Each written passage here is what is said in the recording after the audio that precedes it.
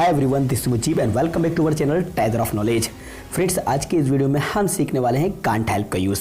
हाँ फ्रेंड्स, आज हम जानेंगे किस तरह से कांट हेल्प का यूज़ इंग्लिश स्पीकिंग में किया जाता है।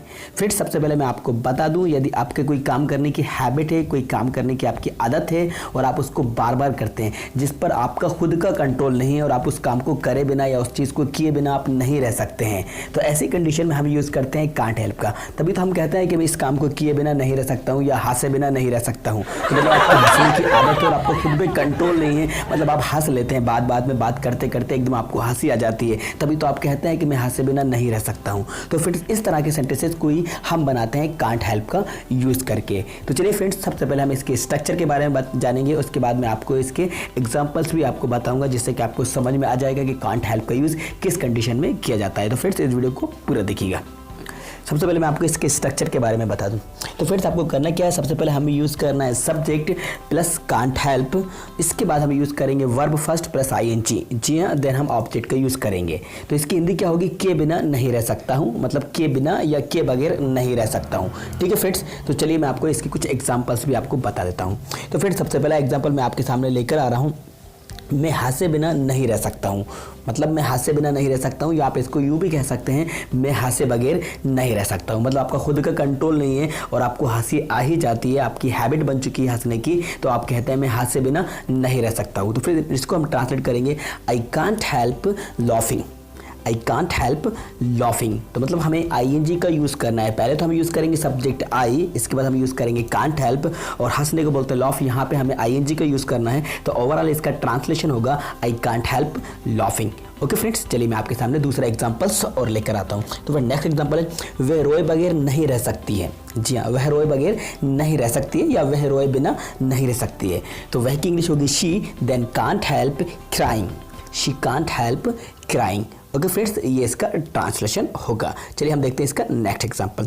तो फ्रेंड्स, नेक्स्ट एग्जांपल है, तुम खाए बिना नहीं रह सकते हो। मतलब कि किसी की हैबिट बन चुकी है ज़्यादा खाने की, मतलब कोई चीज़ भी खाने की, कोई भी चीज़ हो सकती है, मतलब यूँ बोलते हैं, मतलब वो खाता रहता है या किसी चीज़ को, तो वो खाए बिना नहीं रह सकता है, या उसको कोई भी प्रॉब्लम भी होती है उसके बाद भी वो खाए बिना नहीं रह सकता है। मतलब हम बोलते हैं किसी को शुगर होती है, उसको मीठा खाने के लिए मना किया जाता है, लेकिन उसके बाद भी वो शक्कर खा लेता है, शुगर खा लेता है। तो इस तरह से ऐसी कोई भी चीज़ हो सकती है, तो हम बोलते हैं तुम खाए बिना नहीं रह सकते हो। तो इसको इंग्लिश में बोलेंगे यू कांट हेल्प ईटिंग।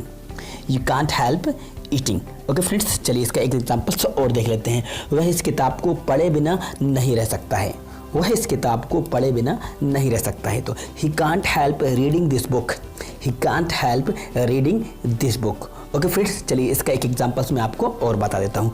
वह खेले बिना नहीं रह सकता है, या हम इसको यूँ भी कह सकते हैं, वह खेले बगैर नहीं रह सकता है। मतलब कि वो खेल कर ही रहता है, आप उसको कितना ही मना करो, चाहे आप उसको पीटो, मना करो, स्कोल्ड करो, लेकिन उसके बाद उसकी हैबिट है खेलने की और वो खेले बिना नहीं रह सकता है, चाहे वो पिट ना जाए। ठीक है फ्रेंड्स, तो इसको हम बोलेंगे ही कांट हेल्प प्लेइंग।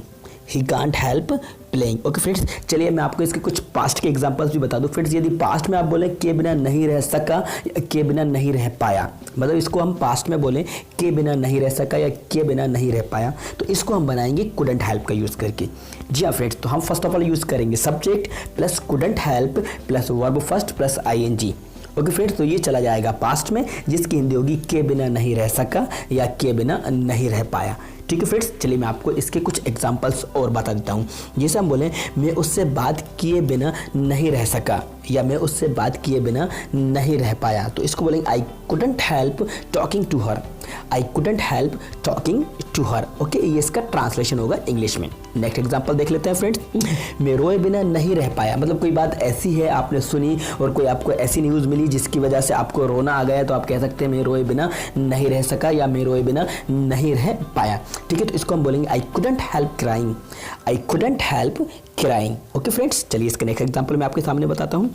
हम हंसे बगैर नहीं रह सके, मतलब किसी ने आपको कोई जोक सुना दिया, कोई ऐसी बात आपको कह दी जिसकी वजह से आपको हंसी आ गई, कोई जोक वगैरह आपको सुना दिया, तो हम कह सकते हैं ना हम हंसे बिना नहीं रह सके या हम हंसे बिना नहीं रह पाए। तो इसका ट्रांसलेशन होगा friends, we couldn't help laughing. We couldn't help laughing. Okay, इसका लास्ट एग्जांपल्स और देख लेते हैं। हम बिना मिले नहीं रह पाए, मतलब या हम बिना मिले नहीं रह पाए। We couldn't help meeting. We couldn't help meeting.